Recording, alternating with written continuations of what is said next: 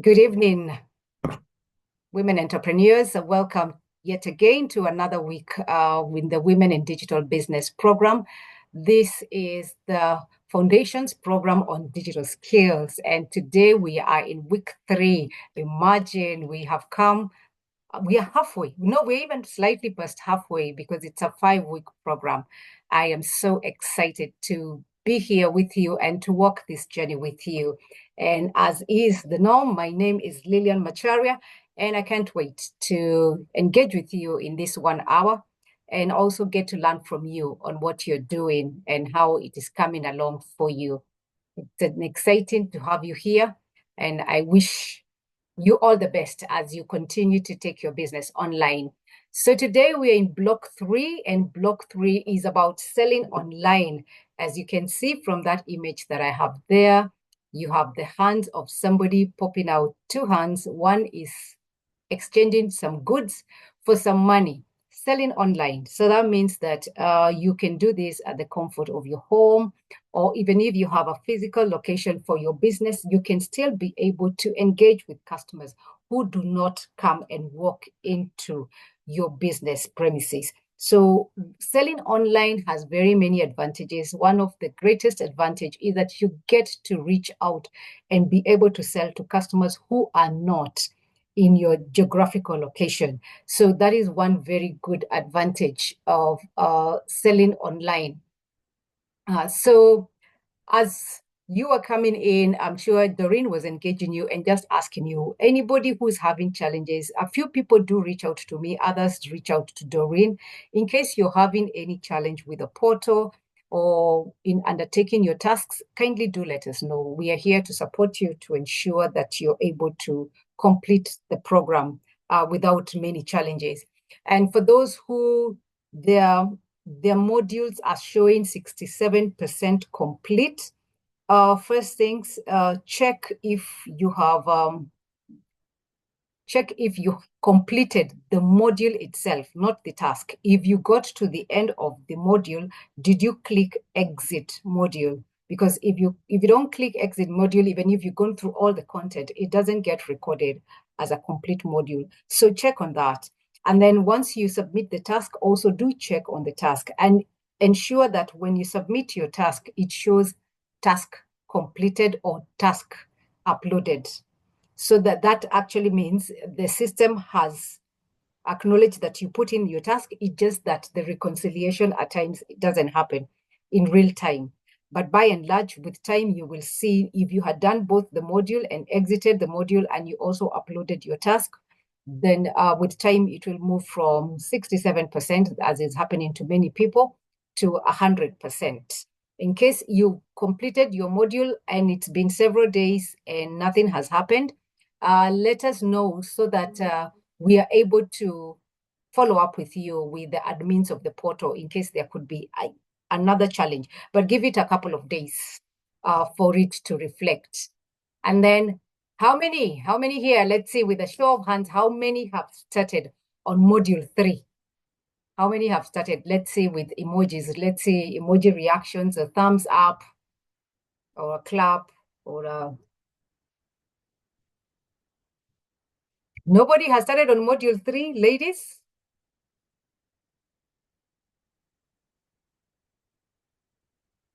Anybody started on module 3? Or can you hear me? Maybe I'm talking to myself.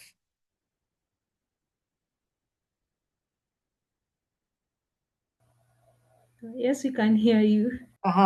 Then I'm wondering how nobody, or is it me who can see on my side? I think Anne. Mm-hmm. Yeah, Anne, Wangeshi. Mm-hmm. Yeah, I think they've started on module 3. Module I've 3. seen a Oh, couple have completed module 2, so uh-huh. yeah.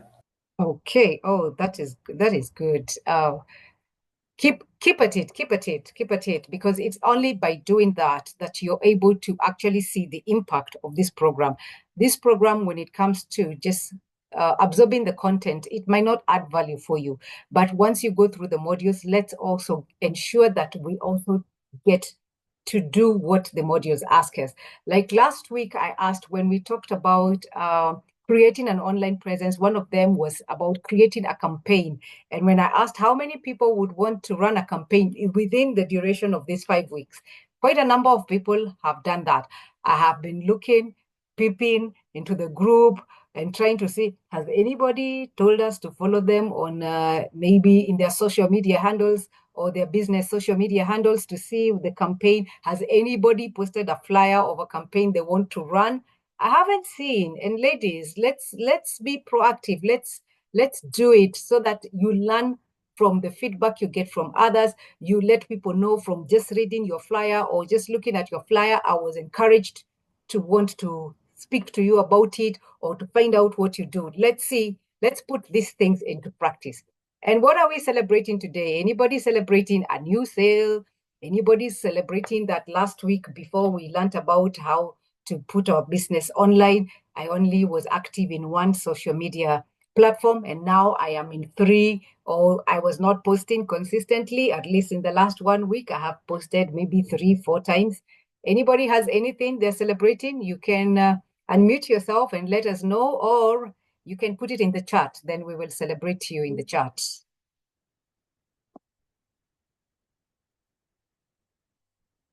Anybody celebrating anything? Doreen, keep a tab on the chat and see what people are saying so that we can celebrate with them. So a quick recap of so far what we've covered so far. In block one, we looked at why digitize, and we looked at the importance of digitizing your analog records. If there's any business processes that you're still doing pen and paper, you keep records in notebooks or in a file, or even you keep your contacts. I don't even know. Can you guys see my screen? Are you able to see me? I show you something that is completely undigitized. These are business cards. We can see you, but You can see, okay, there it is. Are okay, you able to yeah. see my business I card think you lift it a bit more. like that? More Yes. higher. Yes, higher than that, like that. Yeah, like that. Okay, yes. Now imagine these are business cards. This is so archaic. I need to have these business cards because they are for contacts and clients I have engaged with. I need to put them, to digitize them, put them in an Excel sheet or a customer management system. So digitization is now moving from all this. Some people are thinking maybe these are not the cards. Let me show you. These are cards, my sister.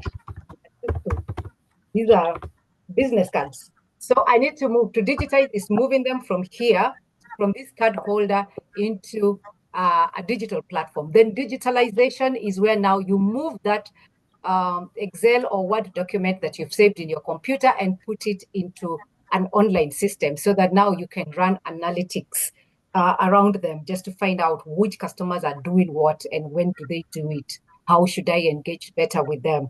And then digital transformation is where now you're able to move your business from being analog or face-to-face or traditional brick and mortar business model and moving it into a digital business model. What does that mean? A customer can come and interact with you online, never get to know which part of Kenya you are from or which part of the globe you are from.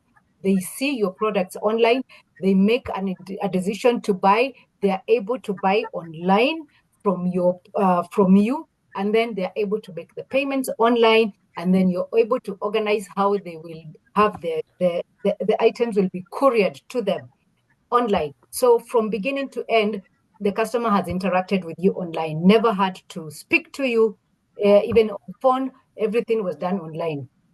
That is digital transformation. And that is where we should all aspire to get to. Even if we still retain our traditional brick and mortar businesses, we should seek to transform into digital businesses.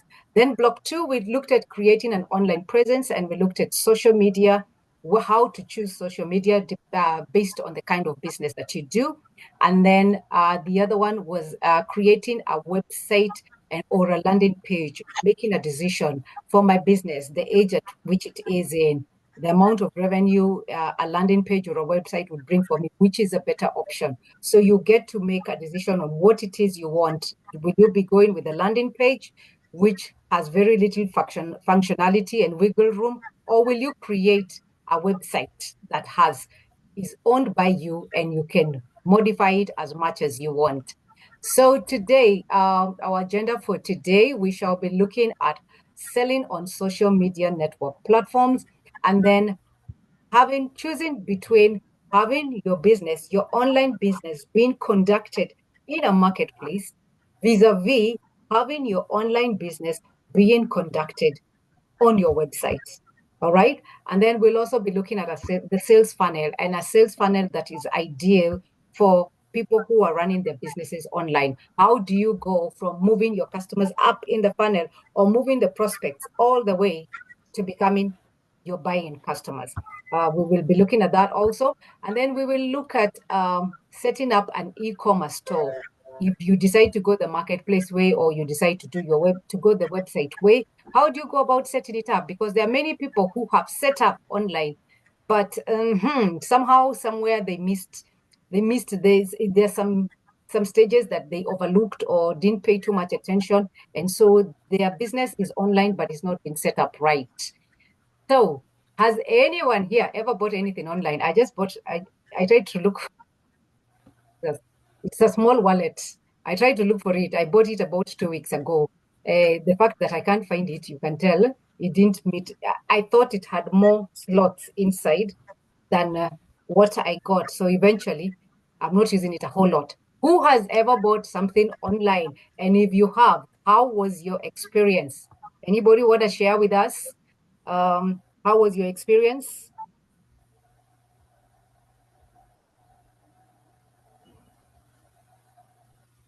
Mm-hmm.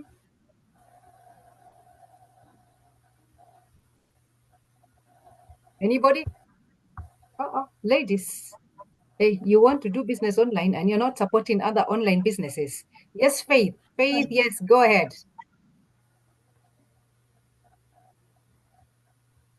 Faith, you Um, put up your hand. Go I ahead. hope I'm audible. Yes, you are. Okay, yeah, I've ever bought something online. I was buying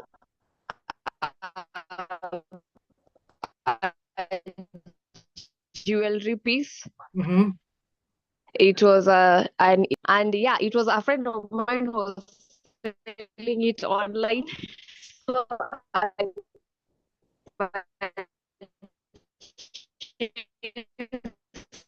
Sorry, it Faith. was so beautiful, but close to the size and the coloring. It didn't quite match what I had seen posted.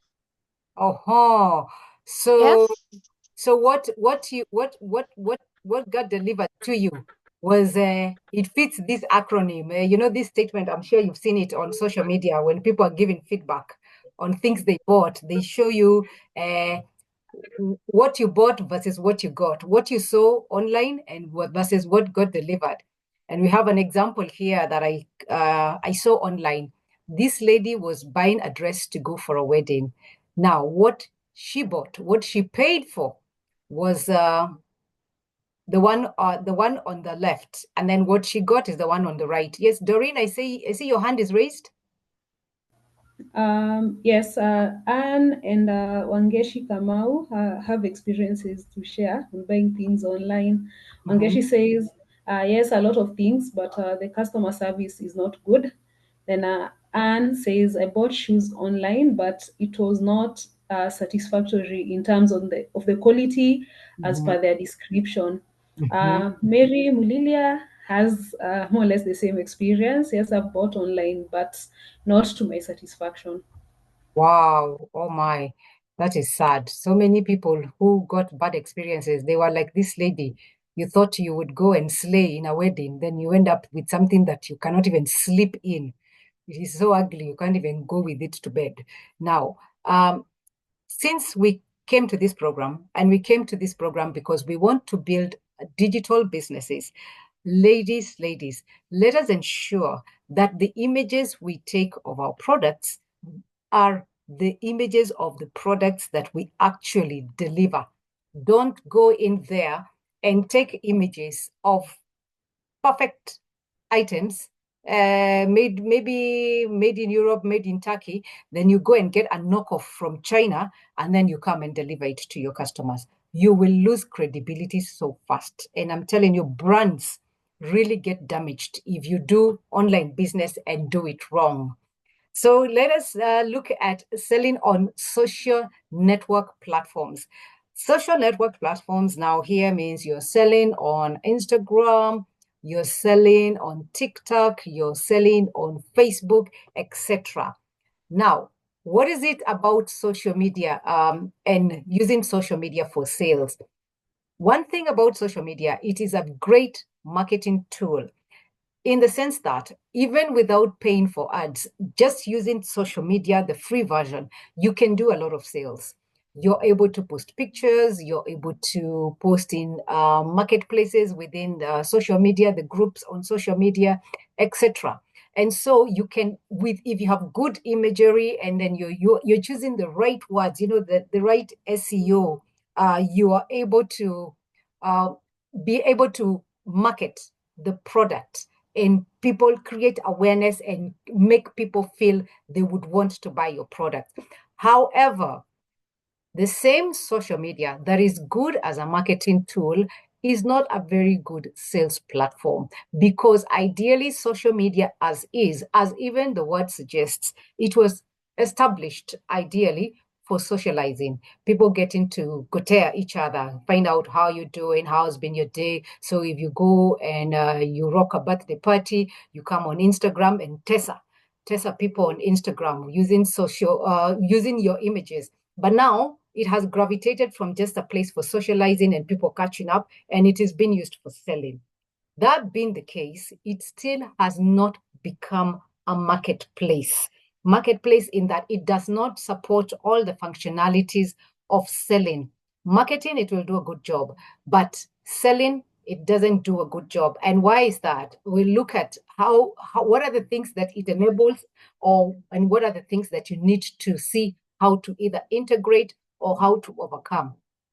One of the things when you're selling on social media, create a catalog. A catalog means very good images of your products and good descriptions of the same product. Then when you have the catalog, you've listed down, you post the pictures of your products in your social media platforms. That is good. Social media allows you to do that, and you do that seamlessly. You don't have to sweat about it. Now, when it comes to terms and conditions, social media does not make it a requirement for you to have terms and conditions there. However, if you are a good business person who is conducting business that is legit, it would be good for you to post some of your common terms and conditions on your social media. For instance, when do people pay? Do people pay on delivery? Do people pay when they're placing the order?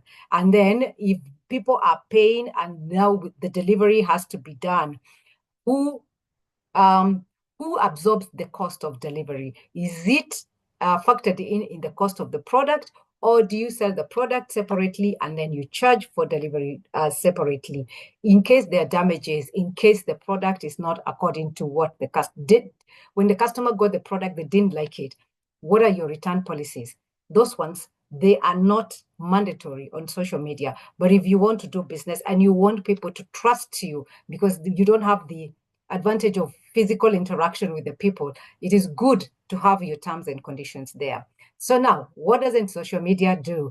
Social media does not integrate a shipping, a courier service. So if I went, say, to Instagram or I went to Facebook and I saw an item and I asked, from the way they've described it, I know the size it is, I know how much it is, and now I want to make a decision to buy.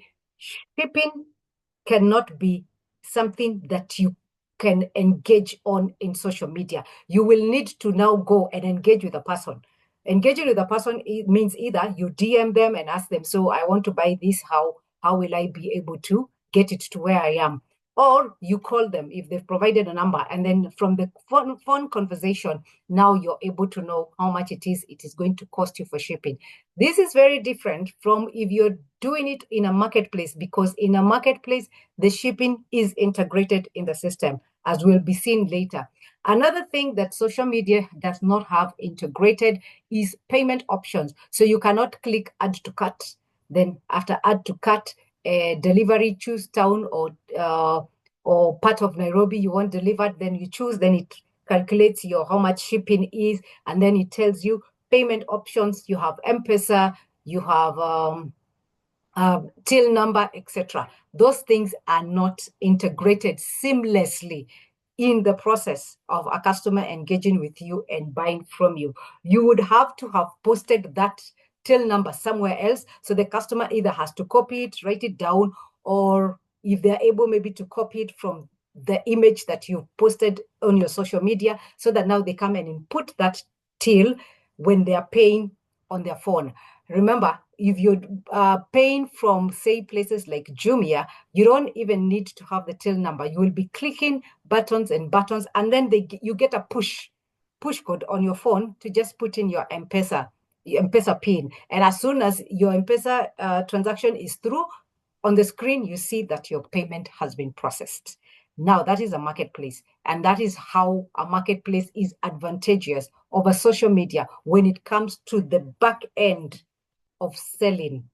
But when it comes to marketing, the social media does a good job. If that is all you have, just ensure you're marketing right. And then once you've marketed and customers are making decisions to buy from you, ensure that you're able to make these other things that are not supported by the social media app itself. You make them as seamless as possible for your customers so that you don't lose them. You don't get what we call abandoned cart, where a customer wanted to buy, then all of a sudden they've gone ghost on you. So I've been mentioning marketplace and business e-commerce site, and you might be wondering what's the difference, or rather, what are those first at the beginning? What are they? And then what is the difference? So I will give you two examples, two common Kenyan examples. One of them is called Jumia. Jumia is a marketplace because a marketplace brings, it is like, how do I put it? What analogy can I use? It is like a public service vehicle. That public service vehicle, it ferries people who are going to work. It ferries people who are going to Gikomba. It ferries people who are just going window shopping in town. And in there, you find all sorts of people. But all of them, they have the reason why they got onto that public service vehicle. Then, when you come to the e-commerce site, this is a site that is owned by the business. So the business owns it. Like this one here is a Carrefour, the supermarket, and they have an e-commerce site. Everything you buy from that site is things that Carrefour is selling. When you go to Jumia, you will find there is a Nancy Wa necklaces. Then you will find Maximila for shoes. Then you will find Natasha for jewelry, or there's so many people selling different things. So it's you now to go search what kind of product you want. And then when you get the product, then you will get it from so many people who are selling it. Then you'll choose based on the convenience or how the images have been taken. You will choose which one you want to buy from. So Jumia, you find many people when you log in into Jumia. When you log in into Carrefour, you only find one seller called Carrefour, and they will be selling the products that you would find if you walked into their physical locations. So let's look at the differences. What are the pros? What are the cons? Number one, we look at the online marketplace like Jumia or Amazon or Etsy. One, ownership of a marketplace is by the platform service provider. For instance, those people, Jumia is owned by the people who created that platform. It is not owned by the person you're buying the shoes from. It is not owned by the person you're buying your laptop from. There's even Gigi, that sells even cars. The owners of Gigi don't own those cars. But when you make the payment, that is now number two, when you make the payment, you make the payment to the platform. So if you're buying a car from Gigi, you make the payment through Gigi. If you're buying a pair of shoes from Jumia, you make the payment to Jumia. Same thing with Amazon. If you're buying a book, if you're buying a book or you're buying equipment, whatever it is you're buying, you make the payment to the platform. And then after you make the payment, the platform you pay the platform owners, and then after they have confirmed that the order has been fulfilled, that means the customer has received the goods they purchased, then that is when you now, the client, the seller gets paid. So there is always a delay. If you plan to take your business and take it to a marketplace and you're selling your goods, like let's say you're selling what?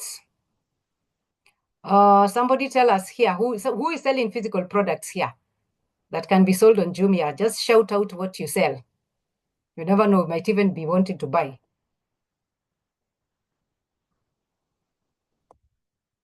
Allah, ladies, no one is selling anything. I'm not saying that you've already put them on Jumia. Just tell us what you sell so that I can use it as an example.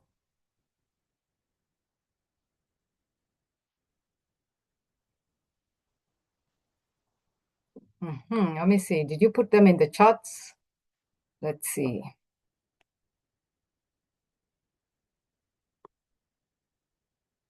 Hey, Wangeshi Kamau is saying books. Evelyn is saying cakes and pastries. Aha.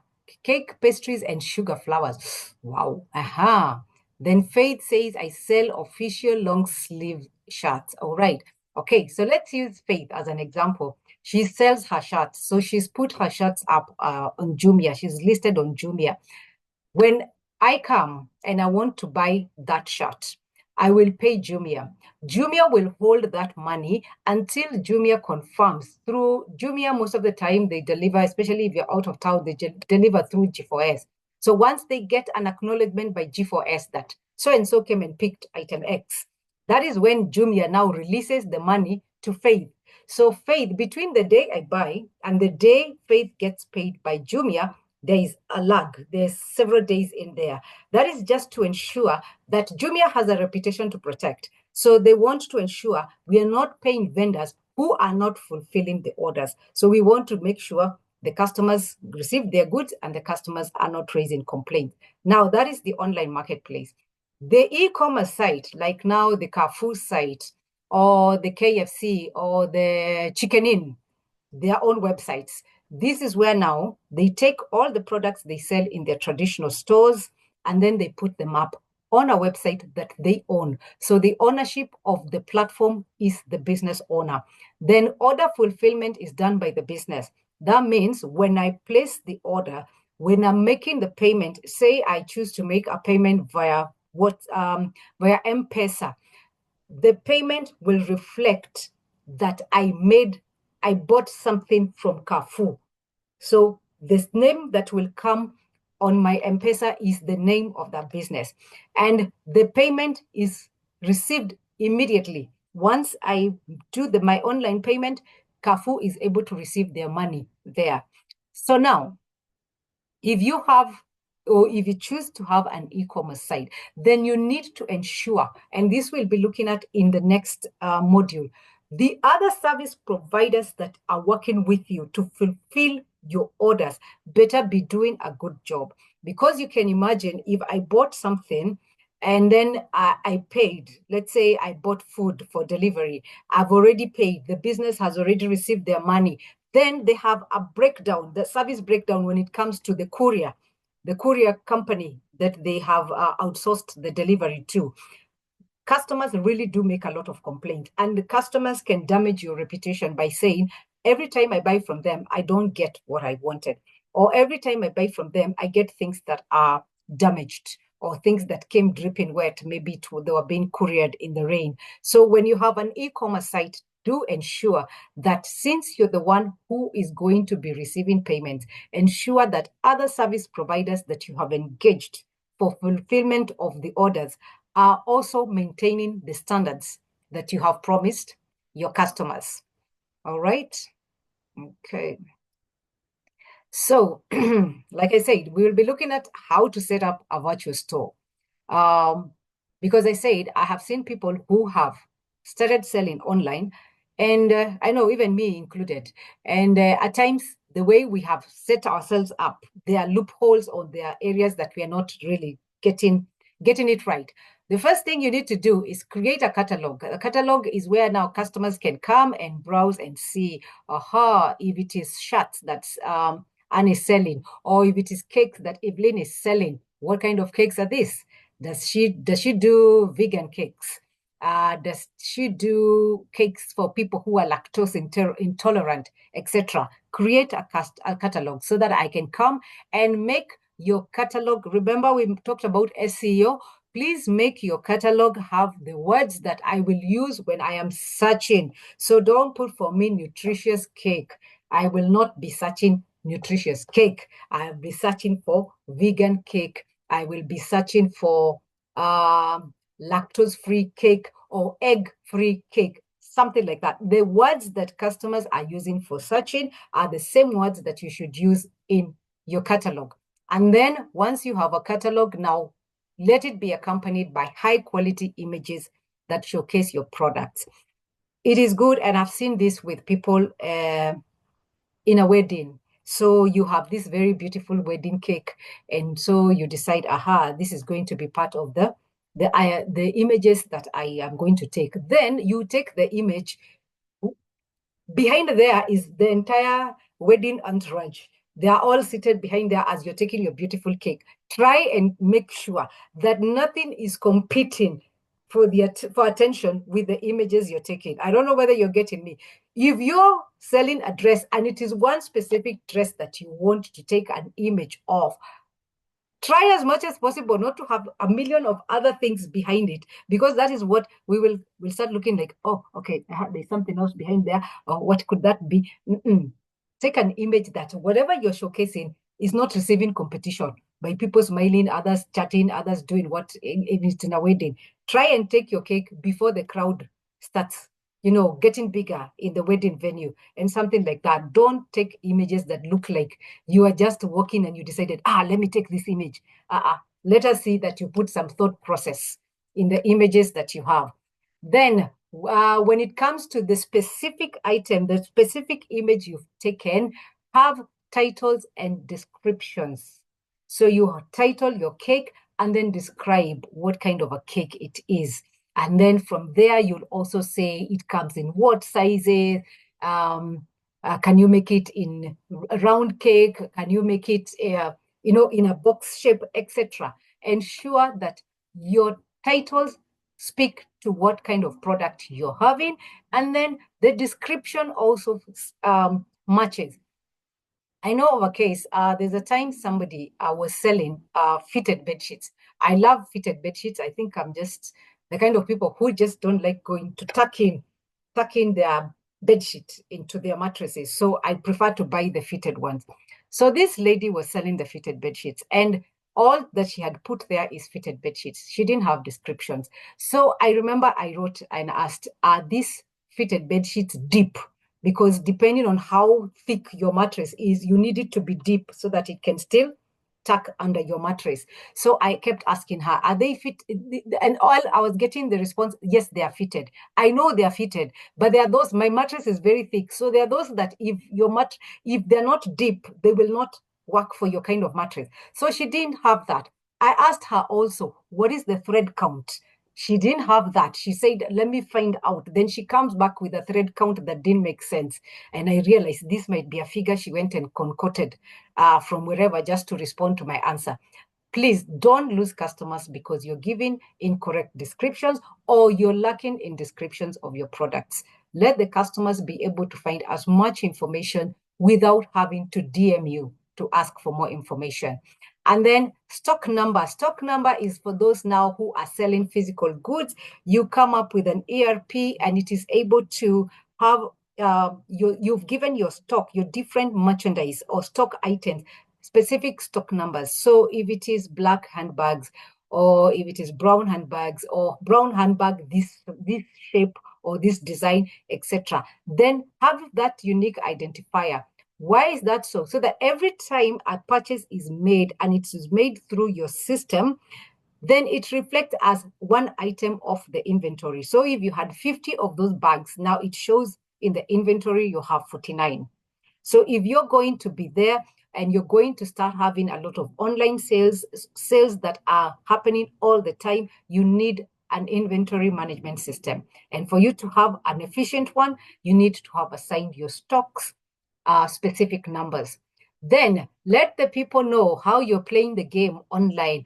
What are your terms and conditions? What's your return policy? Who pays for delivery? What hours are you open? Which days don't you deliver? Your delivery, is it same day? Is it next day? Or all those things. Let the customer know so that as they're making a decision, they know what they're getting themselves into.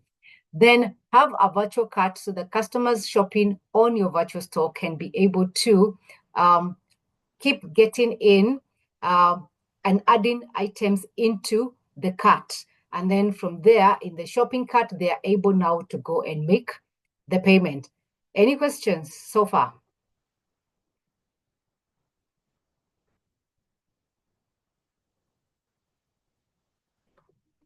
Any question? Anybody with a question or anybody with something they would like to say? Anybody, when I was discussing this, is there anybody who saw where they're dropping the ball?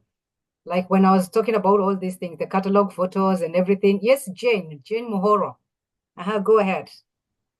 I just wanted to find out if you have someone who can accompany us in the actualization of this journey, because yeah, I feel that you are equipping us, we can now be resourceful, but it might be hard for some of us to now start just create the structure for ourselves.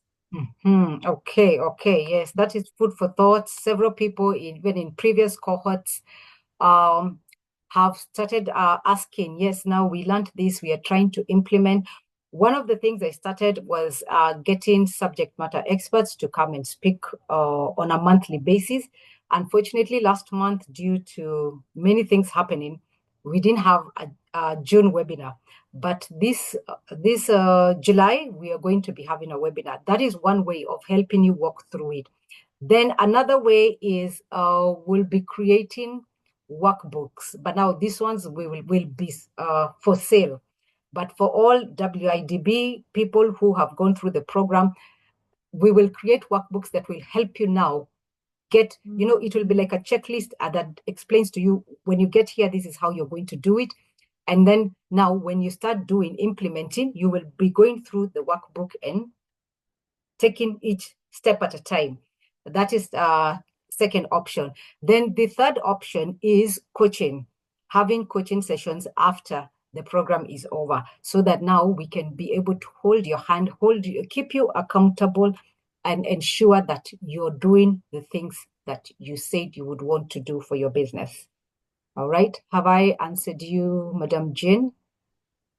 You mean you would have a step-by-step guide? Yes, in the workbooks, yes, there will be step-by-step guides. We shall have them at the end of the course, or yes, at how the end will of we the access? At the end of the course, yes. Okay, that would be useful. Plus now the coaching, that is great. Okay, sure. Thank you. Thank you so much. Anybody else who has seen where they're dropping the ball when it comes to having a virtual store?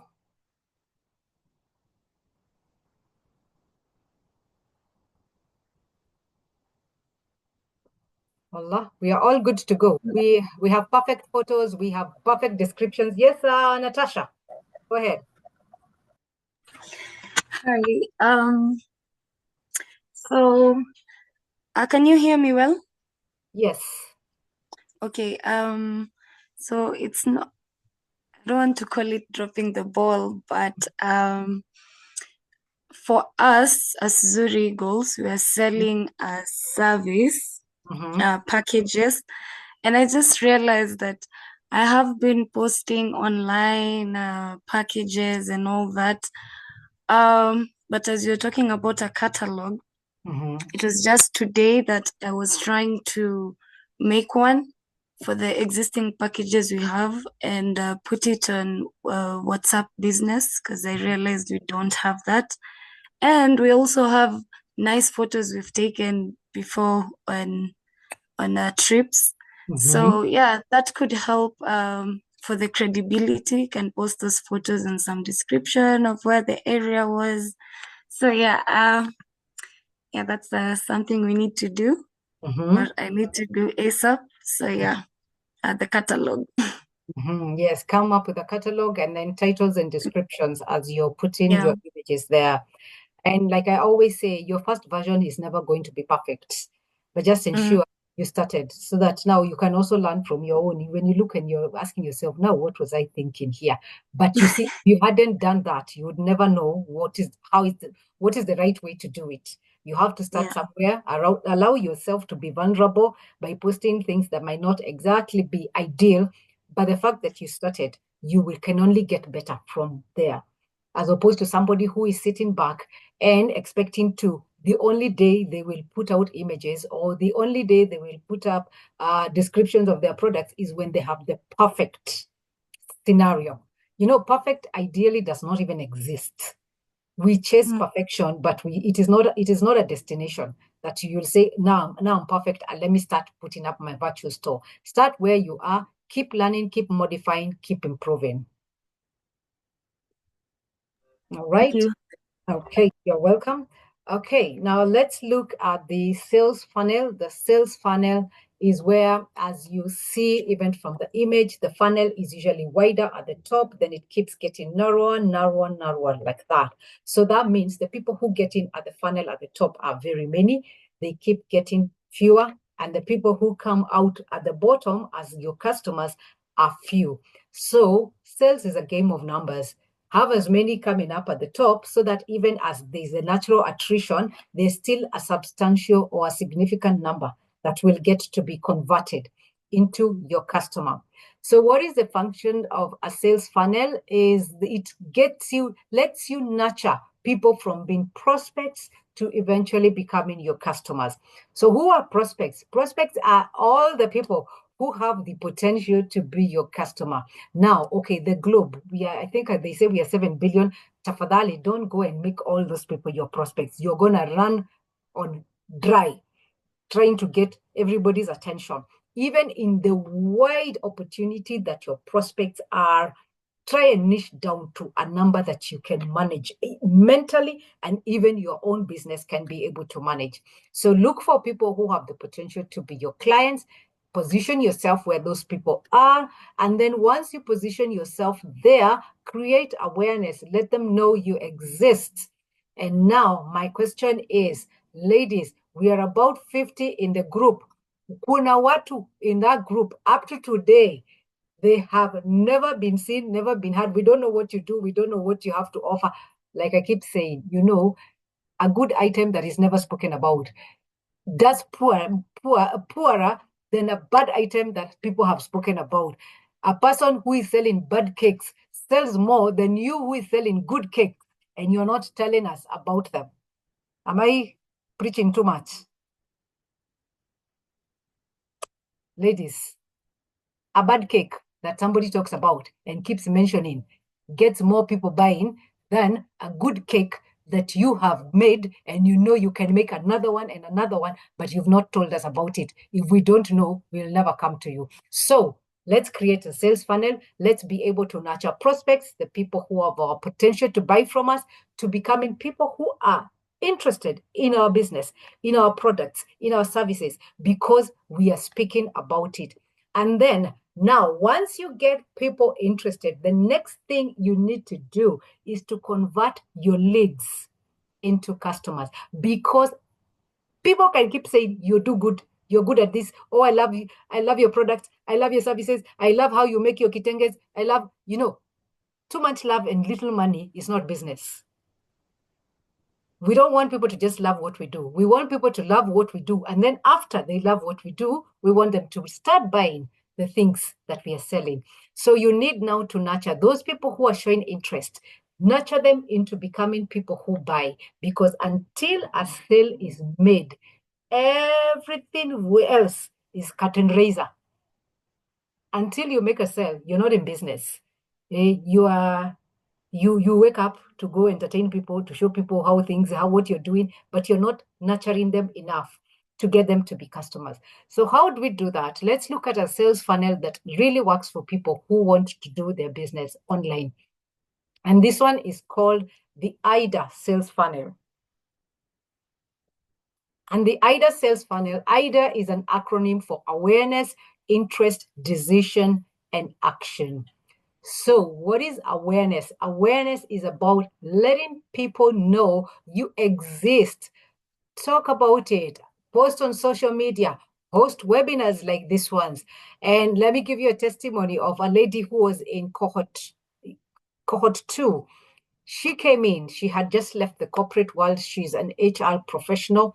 And now she really, really wanted people to get to know what she does. One of the things she started, when I gave out the challenge for the campaign, she put out a flyer. Not very well done.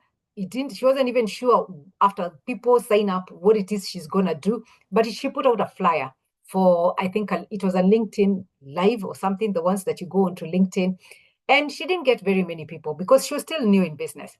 Then she continued doing that. She continued because now I started following her. She was consistent in her content marketing about HR challenges that business owners have, etc.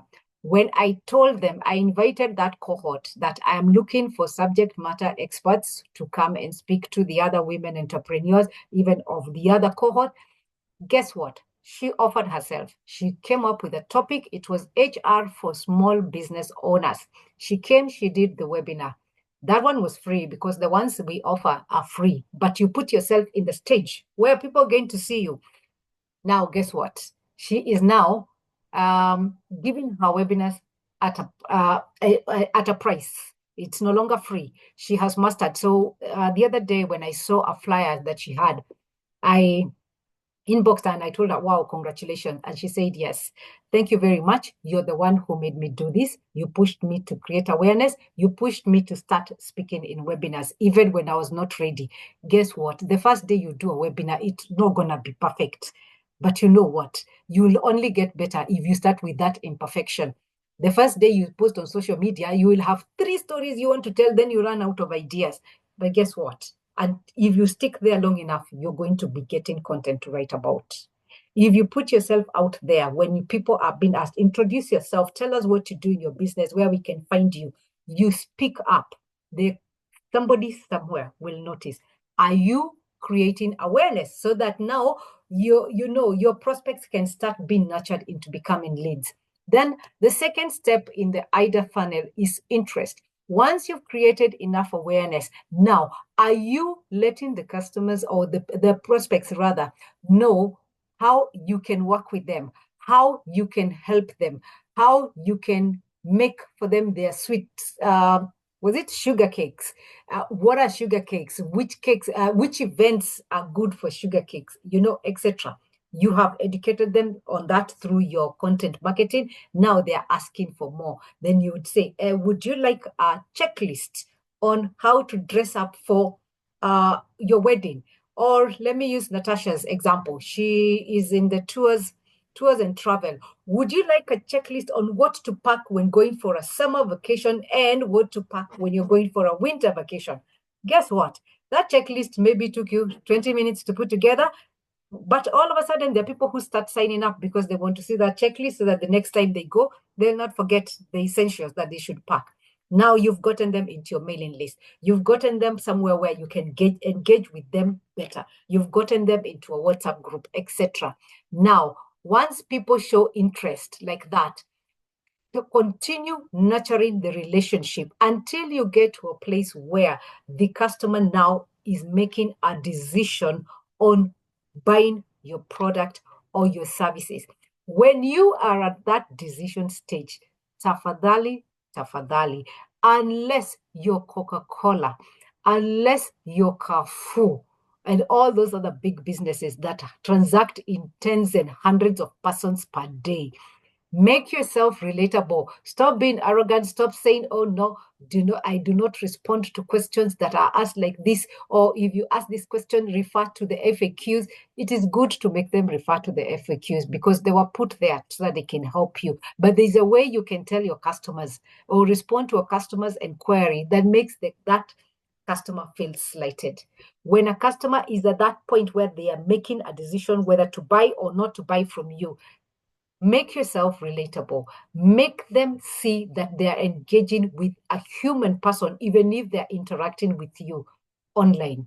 So this is where now you give them consultations if they don't know how to use the equipment or the gadgets or the products you're using, etc. I've seen very many people when people like now when the cold season was coming in, some people who sell natural products, they started giving us free consultations online. Oh, this is what kind of cream to use when it is very cold so that your face doesn't start cracking, etc.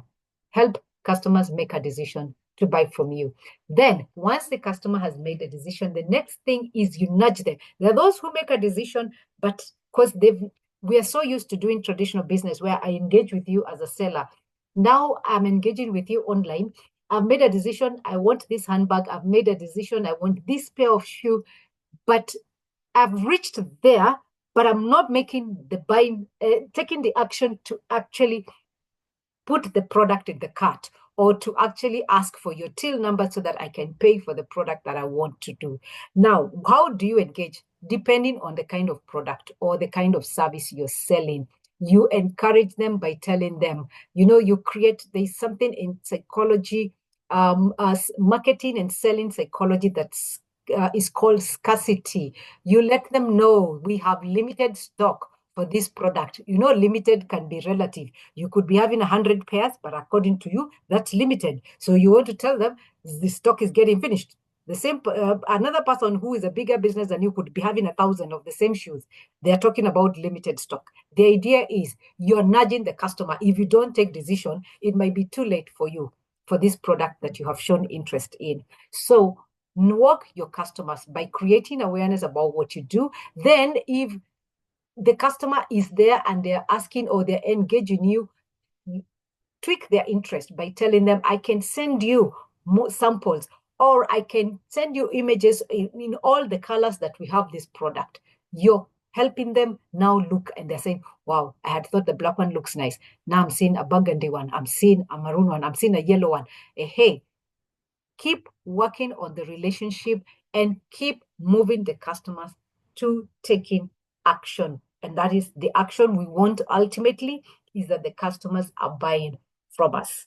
As like I said, the funnel is wide and it narrows at the bottom.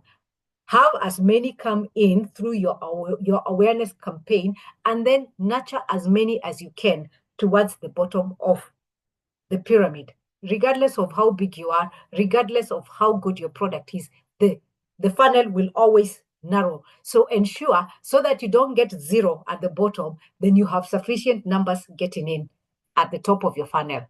Are we together? Are we together, ladies? Yes, we are. All right. Aha. So let's look at building an e-commerce business. And an e-commerce business, like we said, you can do it two ways. You can go into a marketplace like Jumia or Amazon or Etsy, or you can have your own website where now you have put in the entire sales process there. Customers can come and browse your catalog. From browsing, they can choose the products they want, put them in a cart, make the payment, and then choose the mode of delivery, and the goods are delivered to them. So how do we go about it? But before we go there, let me ask a question. As you're listening to me and you're seeing the image of Jumia, you're seeing the image of Gigi, you're seeing the image of Amazon, does an e-commerce business sound like your cup of tea, or you just want the few inquiries you get on WhatsApp? Let's hear from you, the people who are here. Is e-commerce something you'd want, or just the thought of it is making you start to get a fever? It's something I would like to get into myself because it definitely give me a very wide, as you have talked about the funnel, Yes. It helps me to harvest more, to give, it gives me visibility to very many possibilities. Yes, e-commerce. E-commerce, for as long as it doesn't scare. Like I said, in business, don't copy what somebody else is doing. We all are different personalities. There are those of us who can walk through risk and walk out, and your heartbeat is just maybe slightly elevated. Then there's somebody else, even just a little risk in the business, and all of a sudden they're getting heart palpitations and everything. Those are our personalities, and you cannot completely disengage until you get to a place where your business is being run by professionals who are good at the functions that you've given them to run. If you're the one who is the chief marketer, chief salesperson, chief finance officer, chief operations, and chief everything in your business, then grow at a speed and at a level that your own personality can be able to handle without you now ending up in hospital or with a ventilator. So even e-commerce maybe sounds a little bit scary for you. Start small. Start small. Go to Jumia, list 3 products. Even if you have 20 products, list 3 and test how it is going. Is it scaring you? Is it making you restless? Is it making you nervous? Is it giving you anxiety, etc.? But ultimately, seek to play on the e-commerce platform, because that one, like Jane has said, the opportunities are many. You can go on and on and on. So let's look at these. I have left these things blank, so I'll be clicking on each of them. How do you set up a virtual marketplace store? And this is now where you're setting up on Jumia, where you're setting up on Amazon, etc. The first thing is choose a platform. How do you choose a platform? Get to understand your customer. Like Natasha. Natasha, are you on booking.com? Not yet, but yeah, I was looking into booking.com and other listing sites.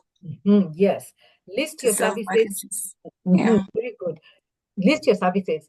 Some of these platforms are very easy to list. They don't have a lot of, they don't ask for so much for you at the beginning as you're listing. Yet when you're there, the kind of presence they can give you can be very rewarding. So choose the platform based on your product. What kind of product are you selling?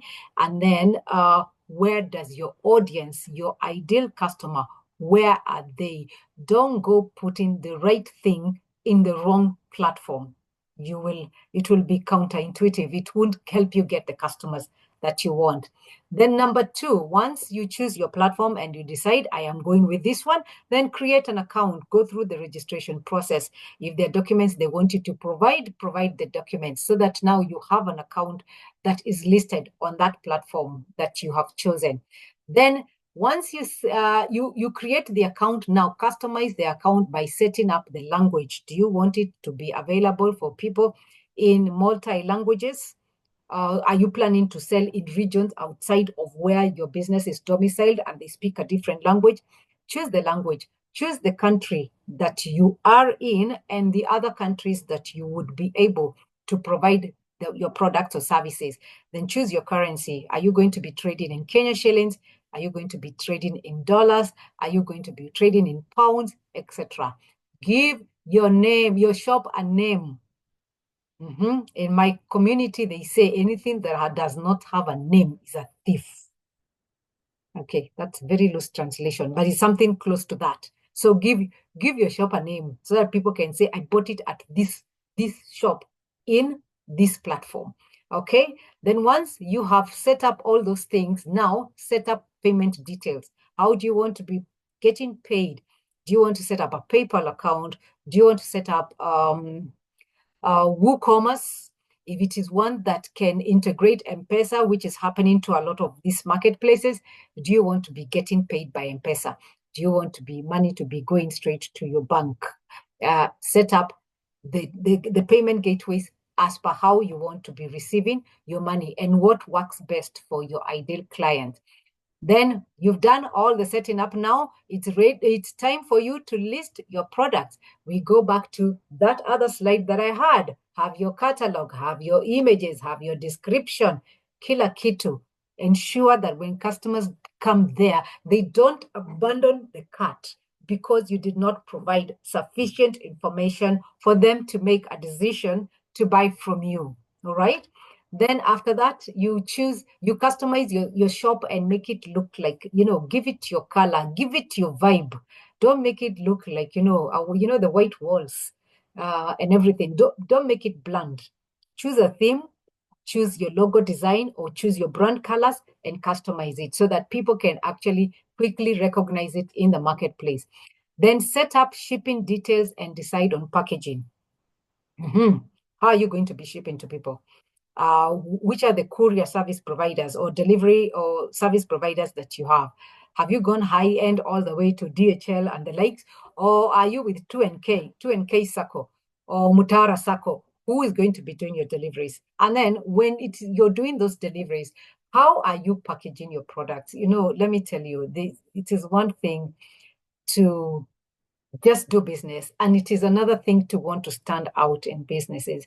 I have seen small home kitchen people who bake from their kitchens, yet they buy the standard cake boxes, but they have taken time to print labels, so that at the top they write they print a label and they put it on that box. That thing makes all the difference. You will start looking, they will start giving you the same, like Valentine Cake House brands their boxes. Even you've taken some effort to brand your boxes. Are you putting for people products in recycled UHT milk cartons? Are you putting for people products inside Uhuru bags? There are those who put things inside Uhuru bags, but inside the bag, as they are putting the product, they have a small paper that says thank you for your business and their contact numbers there. What are you doing about packaging? Are you just making zero minimum effort in a flooded marketplace, or do you want to stand out? The choice is yours as you're setting up your virtual marketplace. And then once you're done with that, implement your marketing strategy. What we said about setting up an online presence. How are you marketing? What images are you sharing? Are you using SEO when you're describing your product, or you're just describing them in a direct translation from mother tongue to English, and then you expect us to decode your mother tongue translation?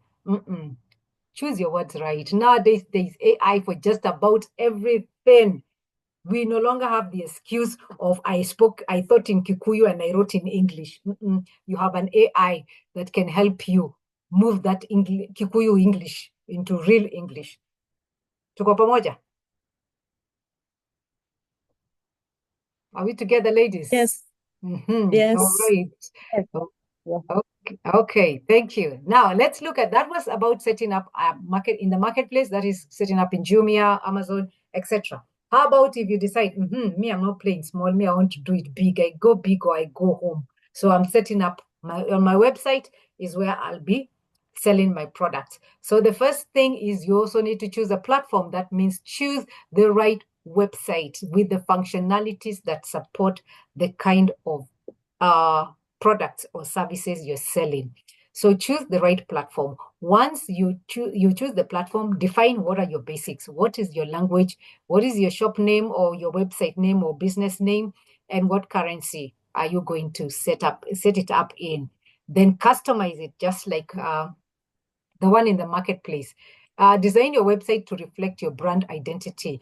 Do you want to give your brand an warm feeling? When people come, the colors they see, they feel like their energy, they're getting warmer because of the way you've chosen to play around with colors? Or do you want to, when people come to your website, they get this relaxing, calming feeling because you've chosen cool colors for your website?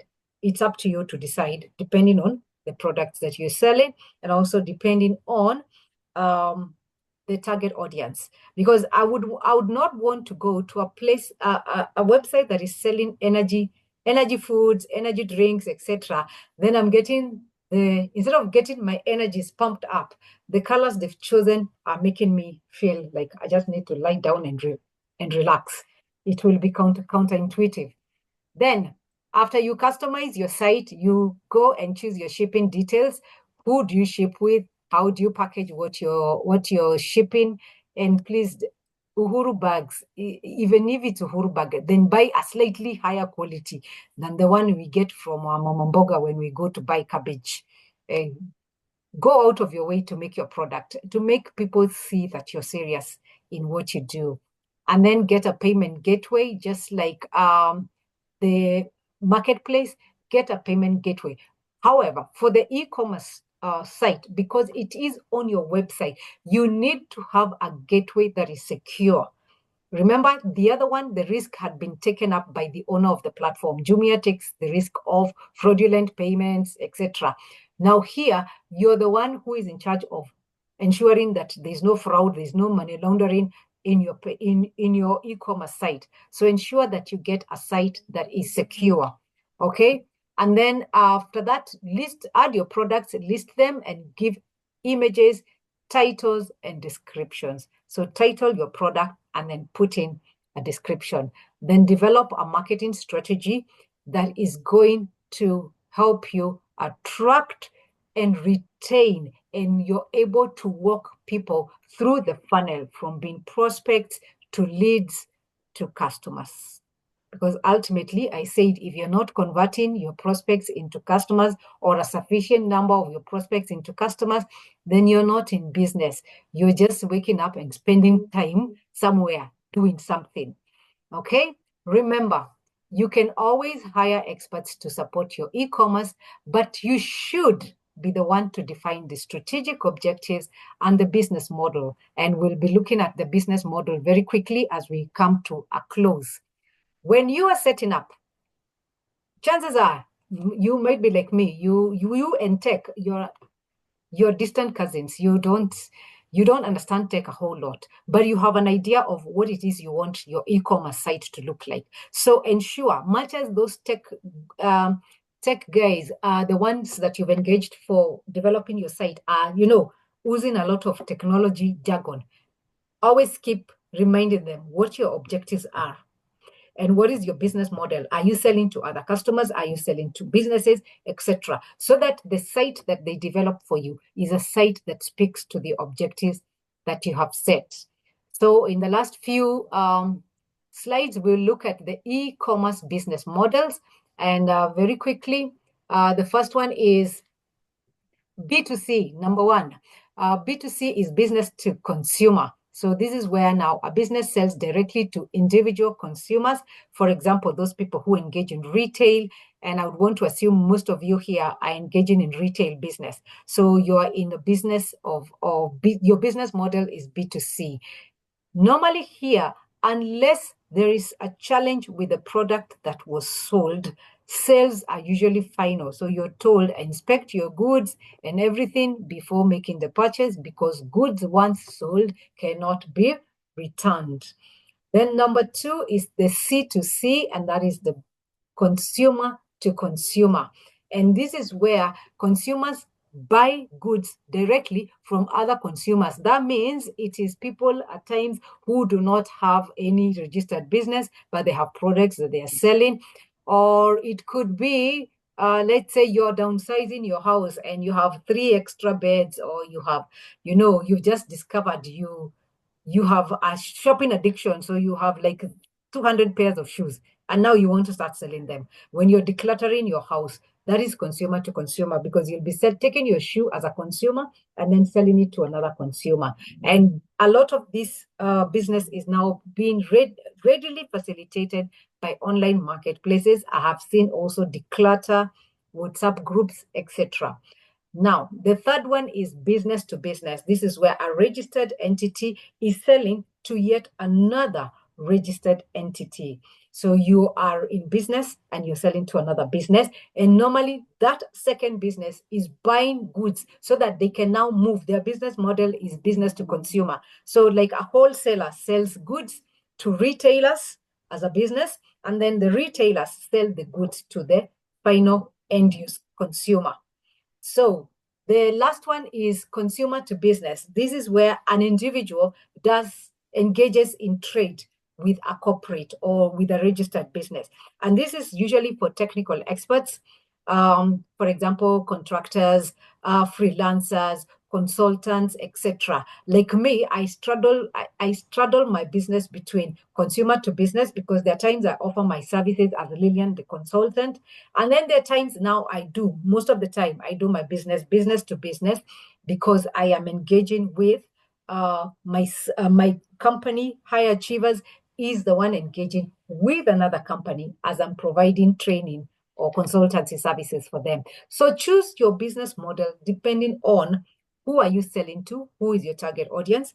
Then number two, what kind of products are you selling? Are they products that can be sold in bulk so you can sell to business, or are your products in small quantities that you can only sell to end consumers? Or are your products that you're selling informally as products that maybe you acquired, maybe you come from Ukambani, Christmas time, you have an oversupply of mangoes, and now you want to sell to the rest of us consumers. So you do consumer to consumer. Choose your business model wisely. Don't go and force yourself into B2B because you think that's where big boys play. Yet your business, your model, your product, your clientele don't support that kind of a business model. Choose the right one for you. When you're choosing, then what do you look for? First is to understand your target market. Like I've said, if you have the right product in front of the wrong audience, you will not be making sales. You will just be doing a business of talking and convincing people, yet the people you're speaking to are not people who consume or even desire to consume your products or services. So choose it based on the target audience. Then choose it also based on the kind of products and services that you're selling. Some products do better in the B2C, some products do better in the C2B. So what are you selling? Then user experience. Which of the different models will give your customers the best experience? Is it when they interact with a cold, amorphous, big sounding corporate entity, or is it when they engage with you, even if they're doing it online, but they get this homely effect, homely feel? And that is something that Carrefour, and I'm not marketing for them, but Carrefour have managed to make you feel when you go into their site and you're trying to make a purchase, they make you feel like, wow, this is a place where I'm respected. This is a place where I feel welcome. This is a place where I am comfortable engaging and buying from them. Then the last one, the next one is, how safe are your payment gateways? At least for now, M-Pesa till numbers are safe. That doesn't mean hackers don't get it through the system, through their firewalls every so often, but by and large, they're safe. Card transactions, if you're going to enable people to be paying to your business through using cards, then ensure that the service provider that you have partnered with for that service offers a trustworthy gateway for them to make the payment. Then do you offer support in case a delivery is delayed? Where can customers reach out? Do you offer tracking so that when a customer places an order, if it is being delivered, they're able to track how it is moving until it gets to them? Is the model one that can support that? Then if you're choosing a model, a business model, and you know you're starting small, but your dream and aspirations is to grow very big, choose the right model then, even if you're small, so that when you grow, you don't have to make a paradigm shift into a different model. Then choose also a model that you can scale. If you choose a model that when you bring in new partners, you cannot be able to expand, it means that you might have chosen your business model wrong. So choose the right model so that you're able to grow your business. And here is another prompter. Your e-commerce business model. Sorry. Yes, go ahead, Jane. Hello, Jen.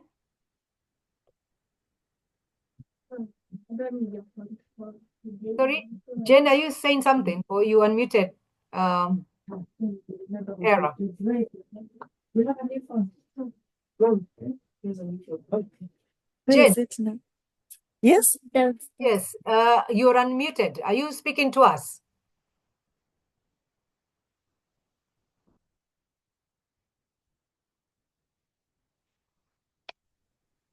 Okay. Sorry for that. Okay, sure. That's okay.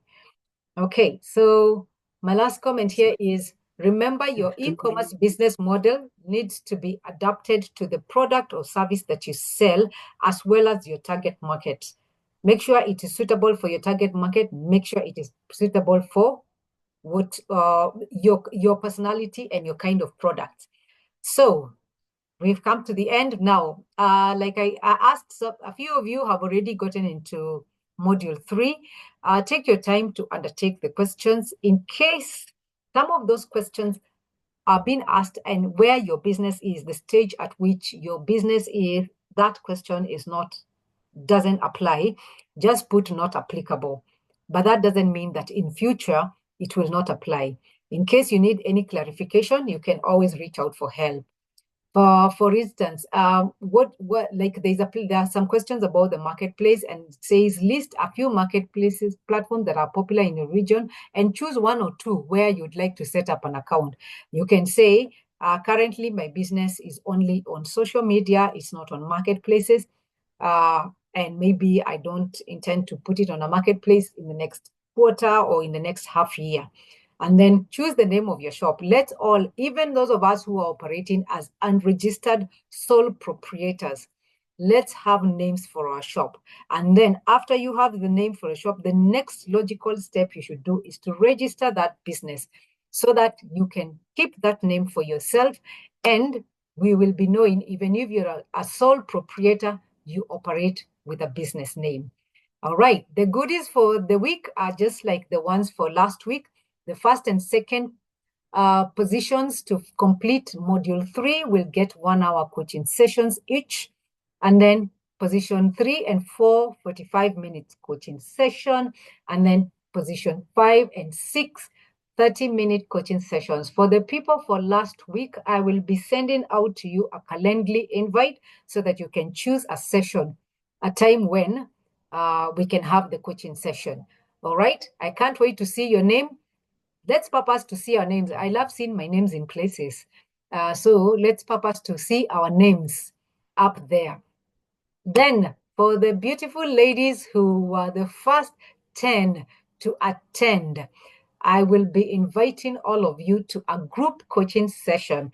In this group coaching session, we will be discussing, or we'll be looking at a few things about the strategies you came up with on how to position yourself or to create an online presence, and also the strategies you will come up with when you're setting up your online stores. If you are selling physical goods, if you're selling services, we will look at what strategies can you apply so that you can also position yourself online to sell your products.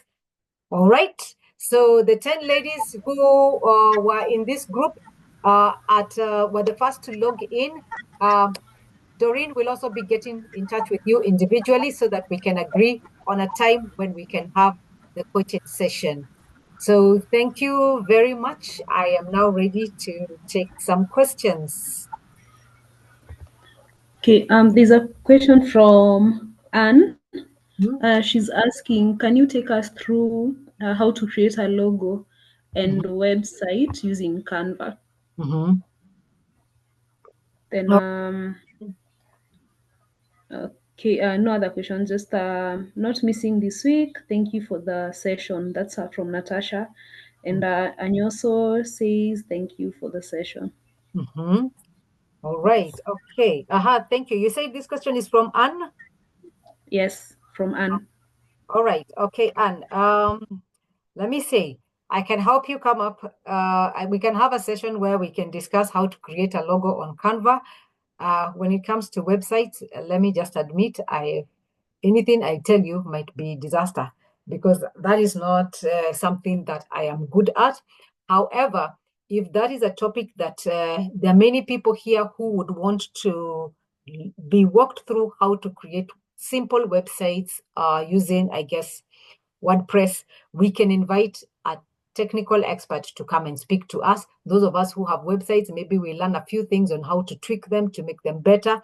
Those who don't have websites, then that can also be an opportunity for you to understand what goes behind the process of creating a website, so that if you want to create one, then you have a heads up on how to go about it. Does that answer you, Anne? Yes. Okay. Asante sana. So, any other questions? Not a question, but Margaret is echoing Anne's inquiry. So she's saying she's also interested on the website. So Okay. All right.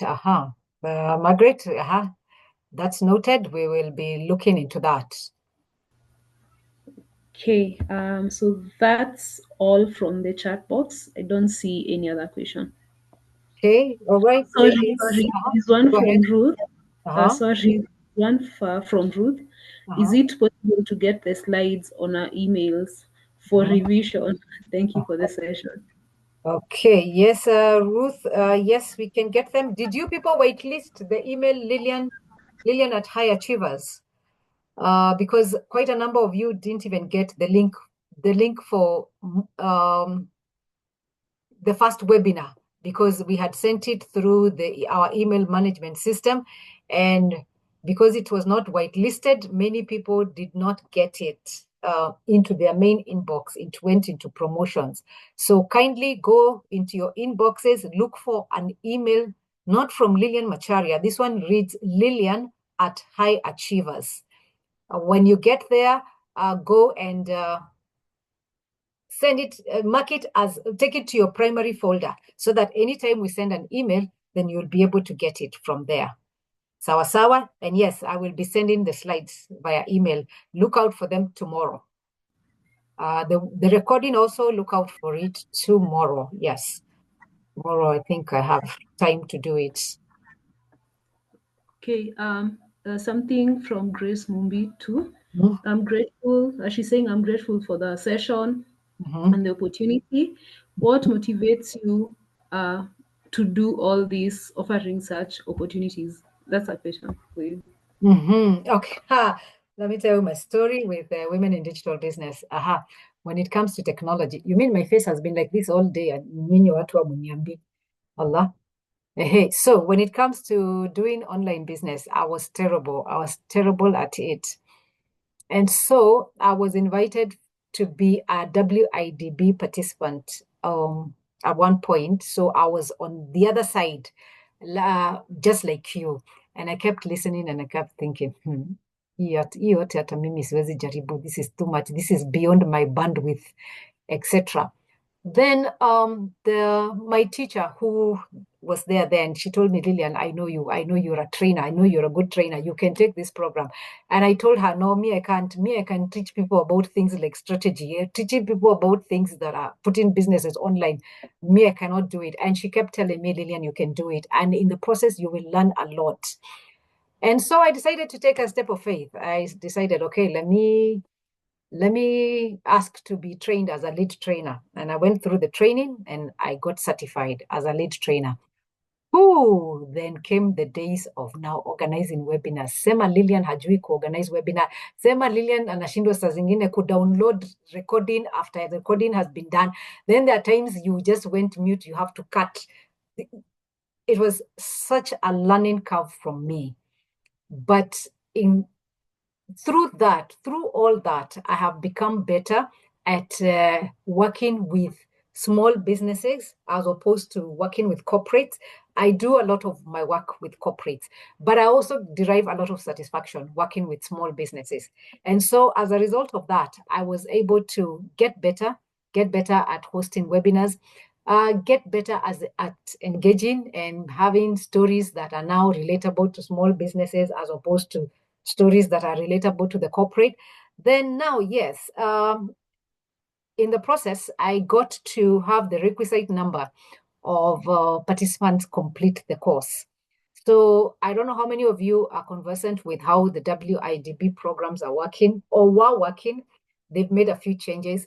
So when you trained as a lead trainer and you trained your first 10, you certified your first 10 women entrepreneurs, you are eligible for a grant that you would ask for so that it can support you to run more cohorts.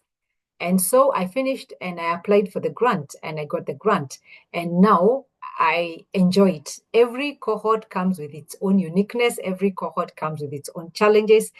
And I'm enjoying it. I'm enjoying hosting the webinars where I invite experts to speak. Remember the funnel, we are creating awareness so that at the bottom there, we get customers. So that is it. That is how I got in there. I got in there scared, screaming, shouting, I can't do it, but I did it. So anybody who would want to walk this journey, I urge you. It opens up. And I've had corporate clients who, when they saw on LinkedIn, I put my certification from ILO. I got clients who came and asked me, oh, I see you're certified with ILO. These are clients who've been seeing me all these days. Like I said, that certificate was chosen IO. It can open doors. It's small as it is. It can open doors for you. So yes, I encourage you ladies, step out of your comfort zone, start offering webinars, start making yourself present online and talking about your stories, your challenges. You never know where it will lead you. So that's why I'm here. I'm enjoying it. I love it. Any other question? Thanks, Lillian, for sharing that. It's quite inspiring. We have Maximila says, interested in the slides too, and I love your presentation. It's beautiful. Thank you, Maximila.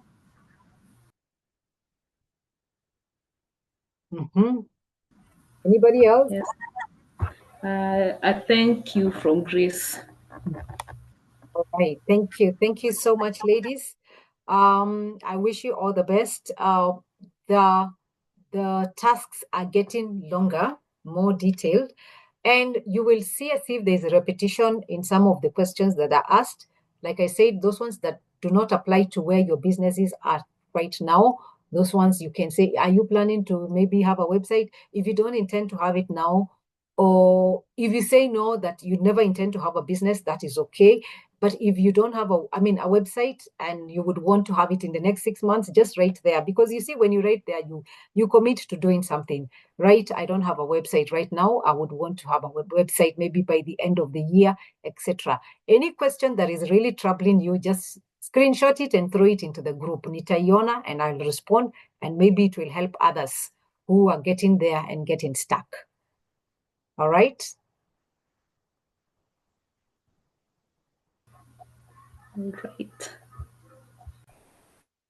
Okay, so yes, my prayer is that by Friday, today is Tuesday, by Friday, kesho hakuna maandamano, so let's work on our modules, let's work on the tasks, and there will be a great prize for those who get to task number 4 and complete.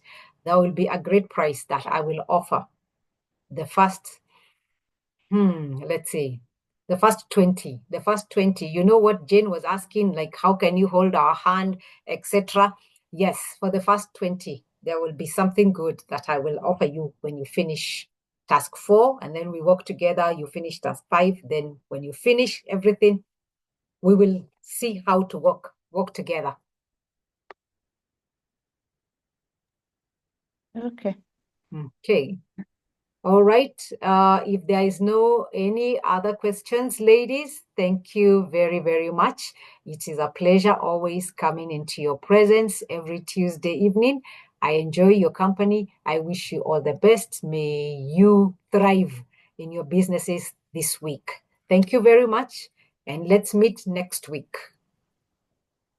Thank you.